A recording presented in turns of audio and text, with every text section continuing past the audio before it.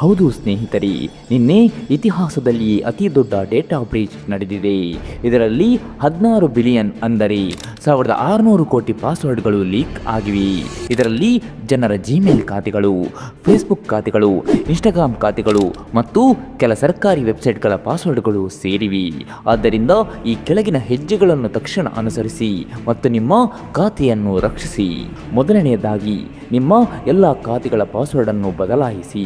ಉದಾಹರಣೆಗೆ Instagram, Gmail, Facebook ಮುಂತಾದವುಗಳನ್ನು 123456 password, your name 123 ಹೀಗೆ ಸುಲಭವಾಗಿ ಊಹಿಸಬಹುದಾದ ಪಾಸ್ವರ್ಡ್ಗಳನ್ನು ಇಡಬೇಡಿ. 2. ನಿಮ್ಮ ಗೂಗಲ್ ಖಾತೆಯಲ್ಲಿ 2 ಹಂತದ ಪರಿಶೀಲನೆಯನ್ನು 2 ಸ್ಟೆಪ್ ವೆರಿಫಿಕೇಷನ್ ಅನ್ನು ಸಕ್ರಿಯಗೊಳಿಸಿ. ಇದರಿಂದ ಹ್ಯಾಕರ್ಗಳಿಗೆ ನಿಮ್ಮ ಖಾತೆಯನ್ನು ಹ್ಯಾಕ್ ಮಾಡುವ ಸಾಧ್ಯತೆ ಬಹಳ ಕಡಿಮೆಯಾಗುತ್ತದೆ. 3.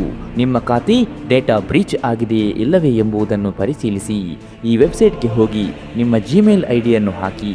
ಆ ಸೈಟ್ ನಿಮಗೆ ನಿಮ್ಮ ಖಾತೆ ಸುರಕ್ಷಿತವಾಗಿದೆಯೇ ಅಥವಾ ಲೀಕ್ ಆಗಿದೆಯೇ ಎಂಬುದನ್ನು ತೋರಿಸುತ್ತದೆ. 4.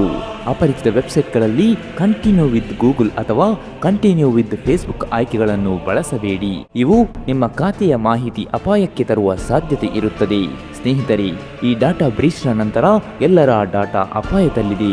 ಆದ್ದರಿಂದ ಈ ಹೆಜ್ಜೆಗಳನ್ನು ತಕ್ಷಣ ಅನುಸರಿಸಿ ಮತ್ತು ನಿಮ್ಮ ಕುಟುಂಬದವರಿಗೆ ಈ ಮಾಹಿತಿಯನ್ನು ಹಂಚಿಕೊಳ್ಳಿ.